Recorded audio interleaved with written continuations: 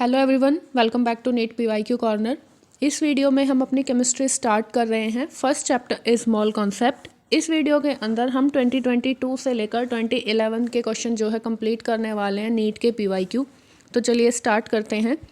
First question is in 1 molar solution that contain 0.5 mole of a solute there is 1 molar solution दिया हुआ है जिसके अंदर 0.5 मोल दिए हुए हैं सॉल्यूट के। तो पूछा हुआ है कि इसमें सॉल्वेंट कितना है।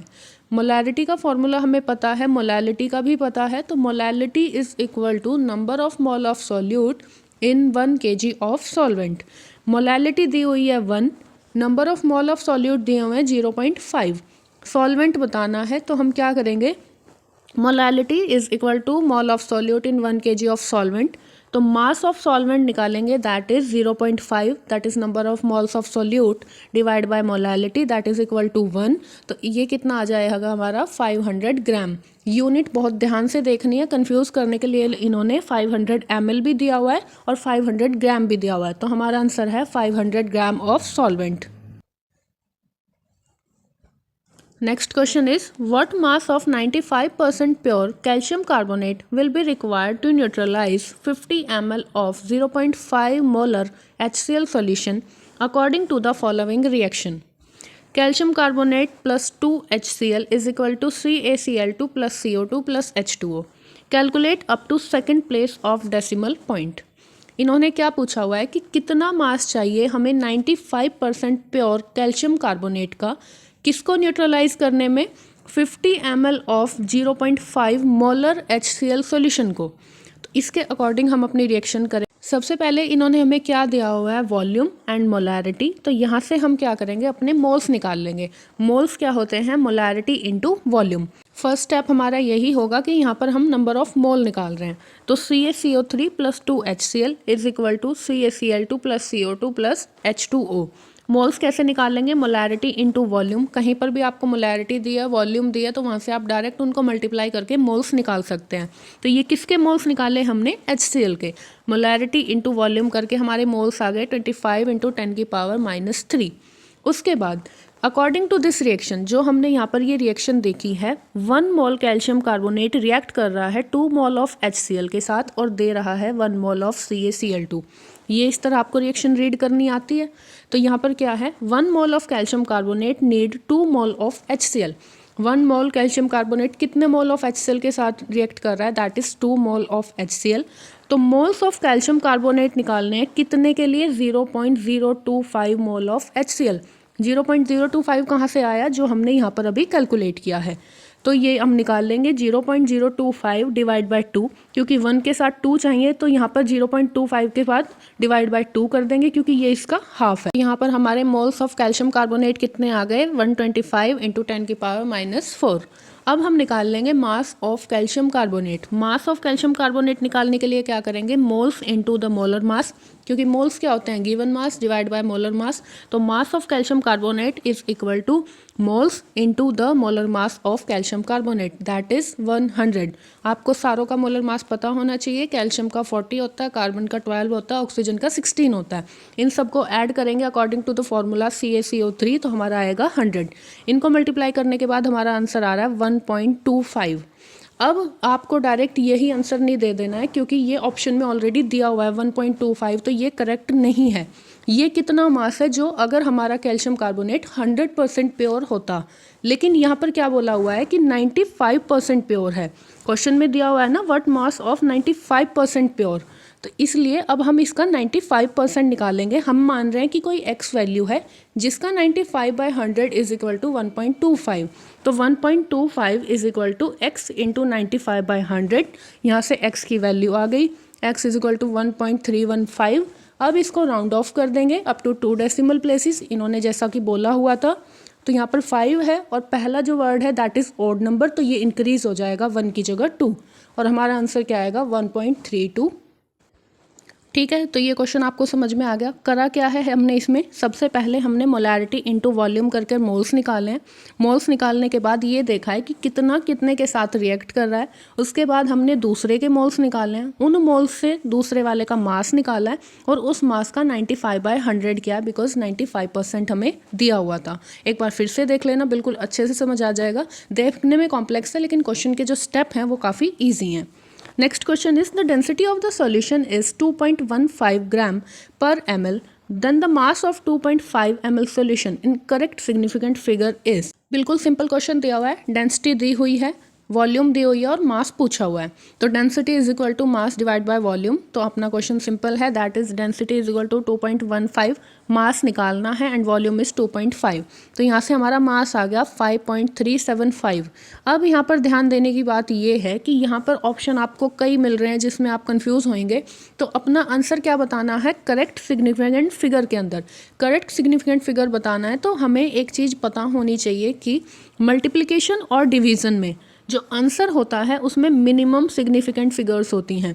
मिनिमम सिग्निफिकेंट फिगर का मतलब क्या है कि यहाँ पर दो वैल्यू दी हुई हैं, इनमें मिनिमम सिग्निफिकेंट फिगर किस में है, दैट इज दिस।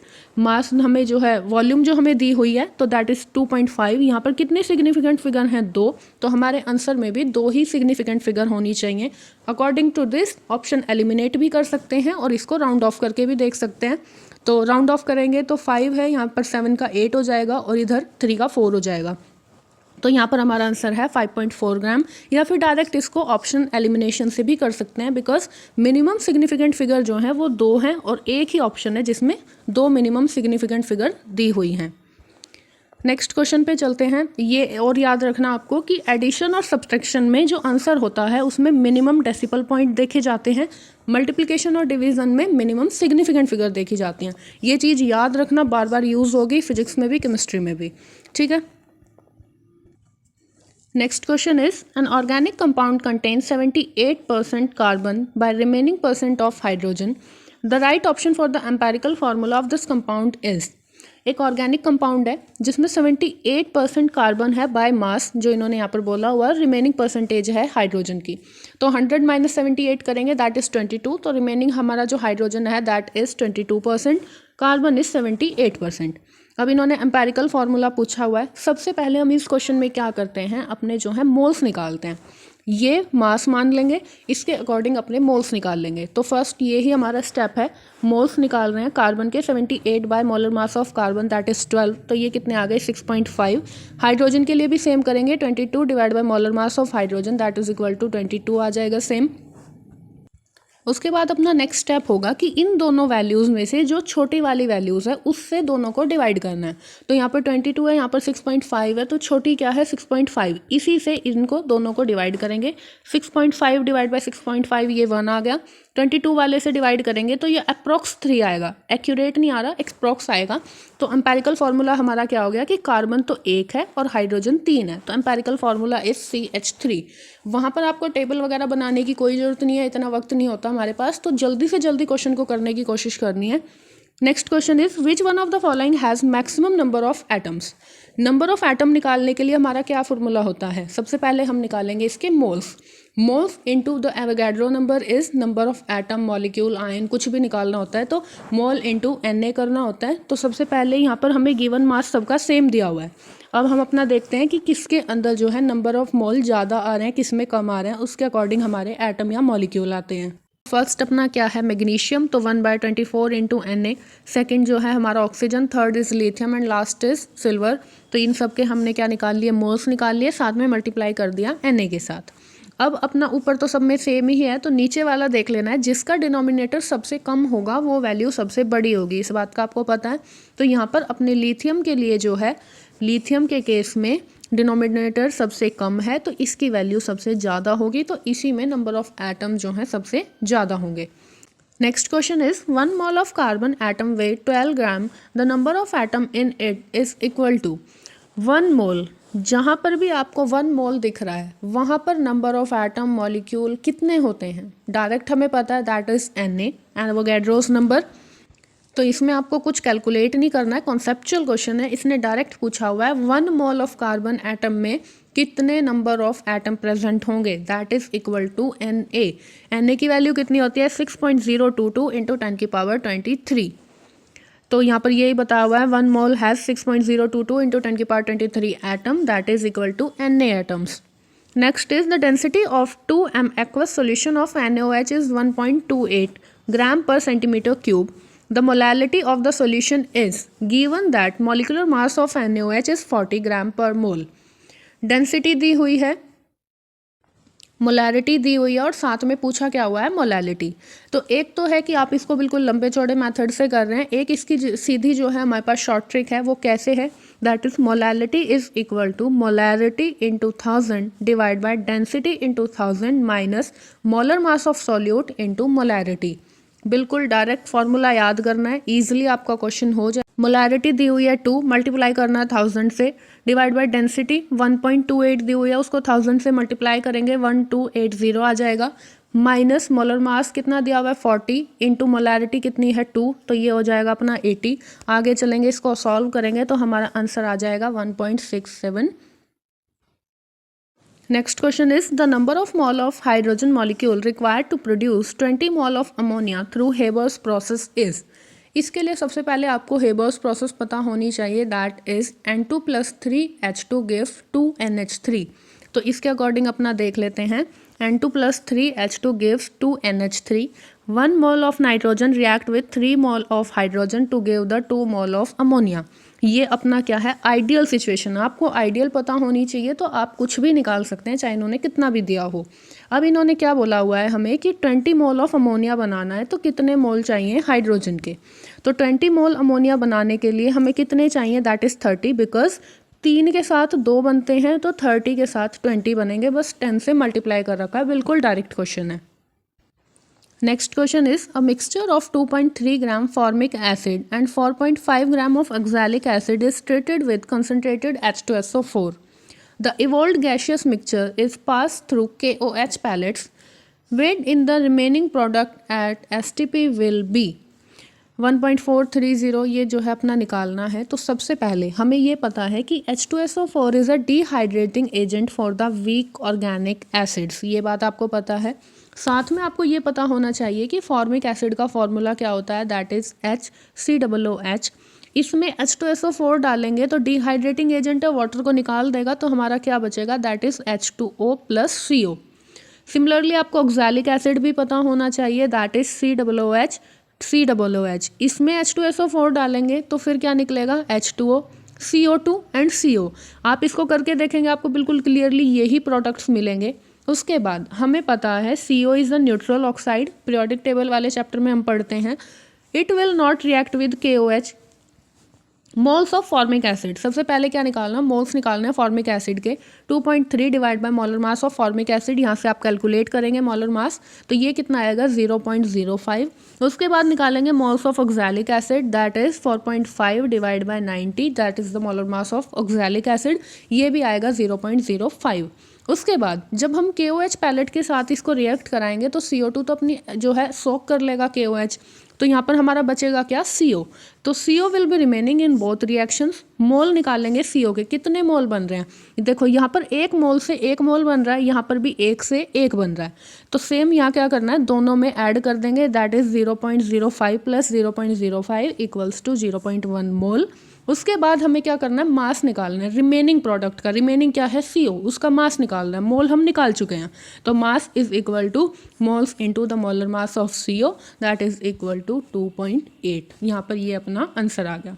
बिल्कुल सिंपल चीज़ है, आपको फॉर्मिक एसिड पता होना चाहिए, ऑक्सैलिक एसिड पता होना चाहिए, ये पता होना चाहिए कि H2SO4 is a dehydrating agent for the weak organic acids. क्या बच रहा है, क्या सोक हो रहा है, ये सब करके आपका आंसर आ जाएगा। Next question is in which case is the number of molecule of water is maximum. इसमें बताना है कि किस केस में मॉलिक्यूल्स जो हैं मैक्सिमम होंगे। मॉलिक्यूल, मोल्स, एटम जो हैं, ये अभी हमने पहले भी बताया था, ये कैसे पता करते हैं, that is moles into Na। Molecule और एटम कैसे पता करते हैं, मोल्स इंटू Na करने के बाद, तो molecule is equal to moles into Na। First में हम मोल्स निकाल रहे हैं तो 18 ml दिया हुआ है, वाटर की डेंसिटी होती है 1, तो 18 ml को हम 18 ग्राम भी लिख सकते हैं। फर्स्ट केस में 18 ml ऑफ वाटर दिया हुआ है, तो इसका हम क्या कर रहे हैं, मोल्स निकाल रहे हैं तो 18/18 दैट इज़ 1 और मल्टीप्लाई बाय Na, तो यहाँ पर कितने होंगे, Na मॉलिक्यूल होंगे। ये निकाल लिया फर्स्ट केस का। सेकेंड दिया हुआ 0.18 ग्राम ऑफ वाटर, तो इसके लिए हमने क्या किया, 0.18 divide by molar mass of water, तो ये क्या आया 10⁻⁻2 मल्टीप्लाई कर दिया Na के साथ, इतने मॉलिक्यूल आ गए। सिमिलरली थर्ड केस में डायरेक्ट ही इन्होंने हमें मोल्स दिए हुए हैं, that is 10⁻³ mole of water, और लास्ट केस में वॉल्यूम दी हुई है, तो इसको भी निकाल लेते हैं। लास्ट केस में 22.4 इंटू 10⁻⁴ डिवाइड बाय क्या 22.4 हमारी जो एक्चुअल वॉल्यूम होती है लीटर में, तो इसको मल्टीप्लाई कर दिया Na मॉलिक्यूल्स के साथ। तो यहाँ पर हम देख लेंगे कि किस में सबसे ज़्यादा हैं, तो यहाँ पर है 10⁻⁴, यहाँ पर 10⁻3, यहाँ पर 10⁻2 और इधर Na मॉलिक्यूल, तो इसी में हमारे जो हैं सबसे ज़्यादा होंगे, तो यही हमारा आंसर है। ठीक है, नेक्स्ट क्वेश्चन देखते हैं। Suppose the element X and Y combine to form two compound XY2 and X3Y2 when 0.1 mole of XY2 weigh 10 gram and 0.05 mole of X3Y2 weigh 9 gram. The atomic weight of X and Y are. इन्होंने क्या बोला हुआ है कि suppose करो दो element हैं X और Y, कंबाइन कर रहे हैं अलग अलग कंपाउंड बनाने के लिए। फर्स्ट ऑप्शन दिया हुआ है कि 0.1 मोल लिया है XY2 का, उसका वेट है 10 ग्राम। दूसरा दिया हुआ है 0.05 मोल लिए हैं X3Y2 के और इसका वेट है 9 ग्राम। और हमें अब बता दो कि एटॉमिक वेट X का और Y का क्या है। अब यहाँ पर हम बनाएंगे दो इक्वेशन, मोल दिए हुए हैं, मास दिया हुआ है, तो क्या निकालना है, मोलर मास ही तो निकालना है। तो मोल वाले फॉर्मूले से करते हैं, दैट इज सबसे पहले mole is equal to given mass divide by molar mass. पहली इक्वेशन बनाते हैं, मोल कितने दिए हुए हैं, 0.1 मोल दिए हुए हैं, गिवन मास उसका कितना है 10 ग्राम है। दो कंपाउंड हैं, क्या क्या, x + 2y। XY2 को हम कैसे लिख लेंगे, मास निकालना है ना, तो x का मास +2 × y का मास, तो इससे एक इक्वेशन बन गई। दूसरी सेम उसी तरह बनाएंगे, 0.05 मास दिया हुआ 9 दैट इज़ 3x + 2y। अब x + 2y की वैल्यू यहाँ से क्या आ गई हमारी 100, इधर से निकालेंगे 3x + 2y की वैल्यू आएगी 180। सॉल्व करना आपको। उसके बाद 2y की वैल्यू यहाँ से निकाल लेते हैं, 100 - x, इसको इधर पुट कर दो, यहाँ पर 2y है ना, इसीलिए हमने 2y की वैल्यू निकाली है। इसको यहाँ पर पुट करेंगे, पुट करने के बाद अपना सॉल्व करना, x की वैल्यू आएगी 40 आने के बाद इसको फिर से इस इक्वेशन में पुट कर दो। 2y कितना है हमारा 60 और y कितना हो गया हमारा 30। तो सिंपल क्वेश्चन है, बिल्कुल मैथ से भी कर सकते थे, एज सच कुछ नहीं है इसमें। मोल वाले फॉर्मूले से कर लो, सिंपल मैथ से कर लो, सेम आंसर आएगा। ठीक है, next question is if Avogadro number Na is change from 6.022 into 10⁻23 पर मोल टू 6.022 इंटू 10⁻20 पर मोल, दिस वुड चेंज, ये क्या चीज़ को चेंज कर देगा। Ratio of chemical species in to each other in the balance equation, ratio of element to each other in a compound, definition of mass in unit of gram, या फिर mass of 1 mole of carbon. अभी पहले भी एक question आया था, उसमें हमने क्या बोला था कि 1 मोल अगर कहीं भी आता है तो उसमें Na मॉलिक्यूल होते हैं। 1 मोल के अंदर कितने मॉलिक्यूल्स होते हैं, Na। अब यहाँ पर अगर हम Na को ही चेंज कर रहे हैं तो मास चेंज हो जाएगा 1 मोल ऑफ कार्बन का, मतलब जो हमारी स्टैंडर्ड यूनिट है जिसके बेस पर हम और चीज़ों को डिफाइन कर रहे हैं वो ही चेंज हो जाएगी। तो ये यहाँ पर दिया हुआ है, Na चेंज होता है तो mass of 1 mole of carbon भी चेंज हो जाएगा। नेक्स्ट क्वेश्चन देखते हैं। 20 gram of magnesium carbonate sample decompose on heating to give carbon dioxide and magnesium oxide. Magnesium oxide कितना है 8 ग्राम।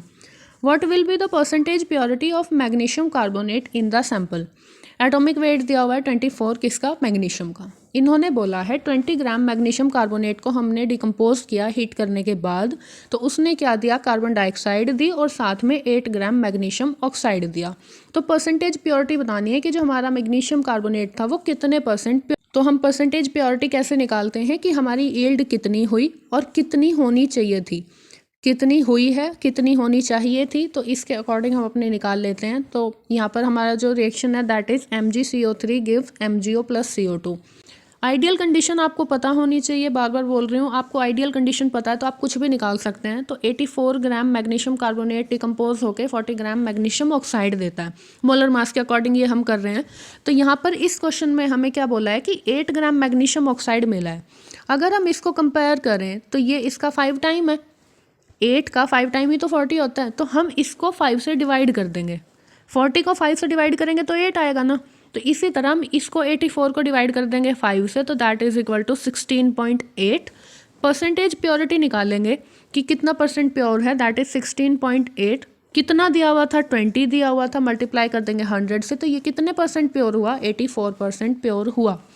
आइडियल कंडीशन आपको पता होनी चाहिए, उसके अकॉर्डिंग आप किसी को भी कंपेयर करके निकाल सकते हैं। अगर 84 ग्राम 40 ग्राम देगा तो 16.8 ग्राम 8 ग्राम देगा। सिंपल कैलकुलेशन है। Next question is a mixture of gases contain H2 and O2 gases in the ratio of 1:4। मास का रेशियो दिया हुआ है। What is the molar ratio of 2 gases in the mixture. Masses का दिया हुआ है, मोलर रेशियो पूछा। यहाँ पर हम अपने जो है मोल्स निकाल लेंगे। मोल्स कैसे निकालेंगे, गिवन मास का रेशियो 1:4 डिवाइड कर दिया इनके मोलर मास से, तो ये सॉल्व करके क्या आ गया 1/2 रेशियो 1/8। अब इनको क्रॉस मल्टीप्लाई कर दो, 8 इधर जा जाएगा, 2 इधर आ जाएगा, तो इसका actual molar ratio is 4:1। 1 gram of magnesium is burned with 0.56 gram of O2 in a closed vessel. Which reactant is left in excess and how much? अब यहाँ पर ये लिमिटिंग रिएजेंट का क्वेश्चन है। इसमें इन्होंने बोला है कि 1 ग्राम मैग्नीशियम को बर्न किया है 0.5 ग्राम ऑक्सीजन के साथ, तो कितना रिएक्टेंट बचेगा और कौन सा वाला बचने वाला है। तो यहाँ पर क्या करना है, सिंपल आपको जो एक्चुअल रिएक्शन है वो पता होनी चाहिए, आइडियल कंडीशन पता होनी चाहिए, वहीं से हम निकालने वाले हैं। तो रिएक्शन क्या है, 2 mg + O2 give 2 MgO। Balance reaction है। अब आइडियल कंडीशन क्या कहती है कि 2 mg, इसका मास होता है 48 ग्राम, रिएक्ट करता है 32 ग्राम ऑफ ऑक्सीजन के साथ। अब रिएक्शन देखनी है प्रोडक्ट का, हमें ऐसा कुछ नहीं करना। तो अगर हम 1 ग्राम का निकालते हैं, 1 ग्राम मैग्नीशियम कितने के साथ रिएक्ट करेगा, 32 डिवाइड बाई 48, तो दैट इज 0.66। अब एक चीज़ देखो, हमें यहाँ पर दिया हुआ है 0.56 ग्राम ऑफ ऑक्सीजन, ये कितना निकल के आ रहा है 0.66। 1 ग्राम मैग्नीशियम रिएक्ट करता है 0.66 ग्राम ऑक्सीजन के साथ, तो यहाँ पर ये ही हमारा लिमिटिंग रिएजेंट है। ऑक्सीजन हमारे पास कम है, कितनी है 0.56। अब हम यहाँ से देखेंगे कि अगर 1 ग्राम ऑक्सीजन है वो कितने मैग्नीशियम के साथ रिएक्ट कर रहा है, दैट इज़ 48 डिवाइड बाई 32। जैसे यहाँ पर किया था वैसे ये वाला कर रहे हैं।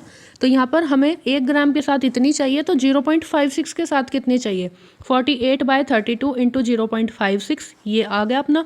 सॉल्व करके आएगा 0.84 ग्राम जो है हमारी रिएक्ट कर रही है। हमने क्या बोला है कि 0.84 ग्राम हमारी जो मैग्नीशियम है वो रिएक्ट कर रहा है। क्वेश्चन को बहुत ध्यान से पढ़ना, जल्दी नहीं करनी है। इसने बोला है which reactant is left in excess, और कितना, ये तो रिएक्ट है, कभी आप यहाँ पर आके देखो तो ये गलत हो जाएगा। तो इसमें क्या है 0.84 ग्राम रिएक्ट कर रहा है, तो रिमेनिंग मैग्नीशियम कितना होगा, दैट इज 1 ग्राम क्या दिया हुआ था, इसमें से 0.84 रिएक्ट कर गया, तो बचा कितना 0.16 ग्राम। तो ये हमारा आंसर क्या है, मैग्नीशियम बचेगा और 0.16 ग्राम बचेगा। ठीक है, तो नेक्स्ट क्वेश्चन देखते हैं। When 22.4 litre of H2 is mixed with 11.2 litre of Cl2 each at STP, the moles of HCl formed is equal to। H2 दिया हुआ है, Cl2 दिया हुआ है, मोल्स पूछे हैं HCl के कितने बनेंगे। सेम क्वेश्चन है, आइडियल सिचुएशन आपको अगर पता है तो क्वेश्चन हो जाएगा। H2 + Cl2 देता है 2 HCl। आइडियली क्या है कि 1 मोल H2 रिएक्ट कर रहा है 1 मोल Cl2 के साथ और दे रहा है 2 मोल HCl के। अब इन्होंने क्या बोला हुआ है कि हमें यहाँ से मोल्स निकाल लो। 22.4 लीटर H2 का मतलब है कि 1 मोल H2, 22.4 डिवाइड बाई 22.4 से यहाँ पर 1 मोल आ गया। इधर 11 पॉइंट दिया हुआ है तो 0.5 मोल है यहाँ पर हमारा।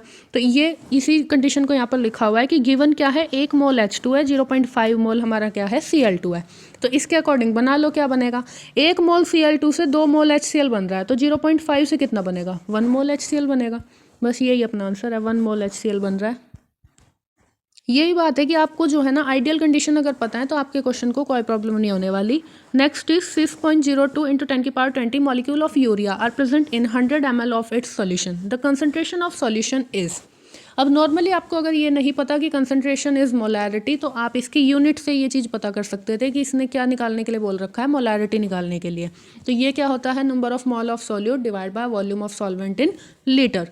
तो concentration is equal to molarity, तो number of moles of solute निकाल लेंगे। नंबर ऑफ आइटम कितने दिए हुए हैं, 6.0 × 10⁻20 divide by Na, that is 6.02 × 10⁻23।